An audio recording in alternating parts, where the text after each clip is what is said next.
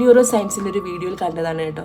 നമ്മുടെ എല്ലാം മരണത്തിന് ശേഷം നമ്മുടെ എല്ലാ അവയവങ്ങളും നിലച്ചതിന് ശേഷം നമ്മുടെ ഹാർട്ട് ബീറ്റ് എല്ലാം നിന്നതിന് ശേഷവും ഒരു 7 മിനിറ്റ് എന്ന് പറയുന്ന ദൈവം നമുക്കായി മാറ്റിവെച്ചിട്ടുണ്ടായിരിക്കും. എന്തിനാണെന്നല്ലേ, നമ്മുടെ ബ്രെയിൻ ആ ഒരു 7 മിനിറ്റ് ആക്റ്റീവ് ആയിരിക്കും.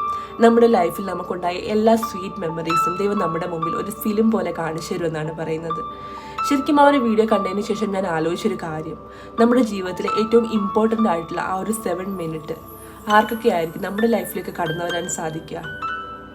എന്താണെങ്കിലും നമ്മുടെ പേരൻസ്, നമ്മുടെ പാർട്ട്നേഴ്സ്, നമ്മുടെ സിബ്ലിങ്സ്, അതേപോലെ നമ്മുടെ മക്കൾ, ഇവരെല്ലാവരും എന്താണെങ്കിലും ആ ഒരു 7 മിനിറ്റിൽ കാണുമല്ലേ.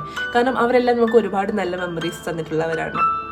എന്നാൽ നമ്മുടെയൊക്കെ ലൈഫിൽ ഏതെങ്കിലും ഒരു കാലഘട്ടത്തിൽ ഒരുപാട് നല്ല മെമ്മറീസ് നൽകിയിട്ട് ഒരു ചെറിയ വാക്കിൻ്റെ പേരിൽ അല്ലെങ്കിൽ ഒരു ചെറിയ പിണക്കത്തിൻ്റെ പേരിൽ എന്നേക്കുമായി നമുക്ക് നഷ്ടപ്പെട്ടു പോയ ഒരുപാട് നല്ല ആളുകൾ കാണുമല്ലേ നമ്മുടെ ലൈഫിൽ.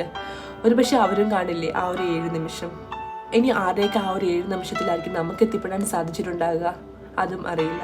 എന്തായാലും ദൈവം നമുക്കായി മാറ്റിവെച്ച ആ ഒരു 7 മിനിറ്റ് നമ്മുടെ മരണത്തിന് ശേഷമല്ല, നമ്മുടെ ജീവിതത്തിലായിരുന്നു നമുക്ക് ലഭിച്ചിരുന്നെങ്കിൽ ഒരുപക്ഷെ ഒരുപാട് പേര് നമ്മളെ സ്നേഹിച്ച അല്ലെങ്കിൽ നമുക്ക് ഒരുപാട് നല്ല മെമ്മറീസ് ഒന്നും നമ്മുടെ കൂടെ നിന്ന് ഒരുപാട് പേര് നമുക്ക് ചേർത്ത് പിടിക്കാൻ സാധിക്കുമായിരുന്നല്ലേ.